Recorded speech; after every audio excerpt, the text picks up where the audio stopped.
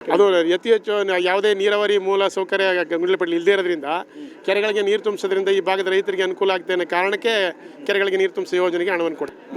ಈಗ ಕೊಟ್ಟಿರತಕ್ಕಂಥ ಯೋಜನೆಗಳು ಮುಂದೆ ಆಗಬೇಕಾಗಿರೋ ಕೆಲಸಗಳಿಗೆ ನಮ್ಮ ಶಾಸಕರಾದ ಗಣೇಶ್ ಪ್ರಸಾದ್ ಅವರು ತುಂಬ ಆತ್ಮೀಯವಾಗಿ ಮುಖ್ಯಮಂತ್ರಿಗಳಿಗೆ ಹತ್ತಿರದಲ್ಲಿ ಇರೋದ್ರಿಂದ ಅವರು ಗಣೇಶ್ ಪ್ರಸಾದ್ ಅವರು ಕೊಟ್ಟಂಥ ಯಾವುದೇ ಪ್ರಸ್ತಾವನೆಯನ್ನು ಕೂಡ ಅವರು ತಿರಸ್ಕಾರ ಮಾಡಿದ್ದೇನೆ.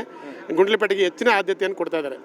ನಿರಂತರವಾಗಿ ಗಣೇಶ್ ಪ್ರಸಾದ್ ಮಹಾದೇವ ಪ್ರಸಾದ್ ಅವರು ಏನು ಹಾಕೊಟ್ಟಿರೋ ಅಡಿಪಾಯ, ಆ ಅಡಿಪಾಯದ ಮೇಲೆ ಭದ್ರವಾಗಿ ಇವತ್ತು ಗುಂಡ್ಲುಪೇಟೆ ತಾಲೂಕಿನ ಅಭಿವೃದ್ಧಿ ಪರ್ವವನ್ನು ಮಾಡ್ತಾ ಇದ್ದಾರೆ. ನಮ್ಮ ತಾಲೂಕು ನಿರಂತರವಾಗಿ ಅಭಿವೃದ್ಧಿ ಪರ್ವದಲ್ಲಿದೆ. ಮಹಾದೇವ ಪ್ರಸಾದ್ ಇದ್ದಾಗಲೂ ಕೂಡ ಅಭಿವೃದ್ಧಿಯೇ ನಿರಂತರವಾದಂಥ ಒಂದು ಪ್ರಕ್ರಿಯೆ ಆಗಿತ್ತು.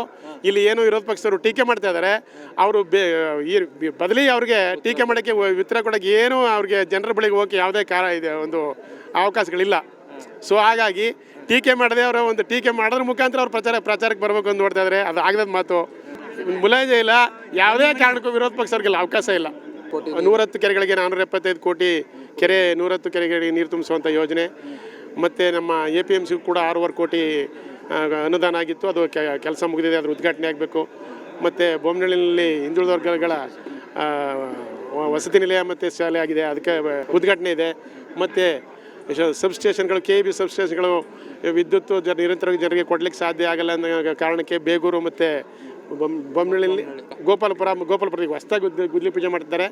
ಅದರಿಂದ ನಿರಂತರವಾಗಿ ರೈತರಿಗೆ ವಿದ್ಯುತ್ತನ್ನು ಒದಗಿಸಕ್ಕೆ ಸಾಧ್ಯ ಆಯಿತು ಅನ್ನೋ ಕಾರಣಕ್ಕೆ ಆ ಸ್ಟೇಷನ್ಗಳನ್ನು ಉದ್ಘಾಟನೆ ಮಾಡ್ತಿದ್ದಾರೆ. ಮತ್ತು ಟ್ರಾಫಿಕ್ ಪೊಲೀಸ್ ಸ್ಟೇಷನ್ ಮಂಜೂರಾಗಿದೆ, ಅದರ ಗುದ್ಲಿ ಪೂಜೆ ಮಾಡಲಿಕ್ಕೆ ಕೂಡ ಅದು ಸುಮ್ಮನೆ ವಿರೋಧ ಪಕ್ಷಗಳು ಮಾಡ್ತಕ್ಕಂಥ ಆಪಾದನೆ ಅಷ್ಟೇ. ನಮ್ಮ ಸರ್ಕಾರ ಕರ್ನಾಟಕದಲ್ಲಿ ಸಾಕಷ್ಟು ರೆವಿನ್ಯೂ ಇದೆ. ಏನು ಜನರಿಗೆ ಗ್ಯಾರಂಟಿ ಯೋಜನೆ ಮುಖಾಂತರ ಜನರಿಗೆ ಸರ್ಕಾರ ನಿರಂತರವಾಗಿ ಸಹಾಯ ಮಾಡ್ತಿದೆ. ಅದ್ರ ಜೊತೆಗೆ ಕೂಡ ಅಭಿವೃದ್ಧಿಗೆ ಸಾಕಷ್ಟು ರೆವಿನ್ಯೂ ನಮ್ಮ ಸರ್ಕಾರದಲ್ಲಿ ನಿರಂತರವಾಗಿದೆ. ಅಭಿವೃದ್ಧಿ ಕೂಡ ಹಲವಾರು ಕಡೆ ನಡೀತಾ ಇದೆ. ಅದು ರಾಜ್ಯದಲ್ಲಿ ಸುಮ್ಮನೆ ವಿರೋಧ ಪಕ್ಷದ ಟೀಕೆ ಅಷ್ಟೇ ಅದು.